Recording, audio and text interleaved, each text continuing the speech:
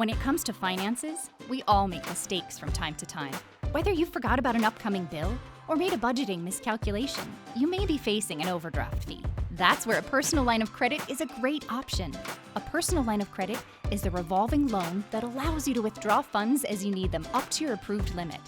This loan type gives you instant and flexible access to the money you need when you need it most. What makes a personal line of credit different from other loans is that once you've made payments towards the outstanding balance, you're able to borrow against the loan again and again up to the credit limit. And unlike some other loan types where you pay interest on the full loan balance, with a personal line of credit, you only pay interest on the amount you use. Declined transactions can be embarrassing. Spare yourself the inconvenience by using your line of credit as a cash reserve. What's more, protecting yourself from unnecessary fees is easier than ever when you set up a personal line of credit as overdraft protection. Here's how it works. Link your personal line of credit to your Florida Credit Union checking account.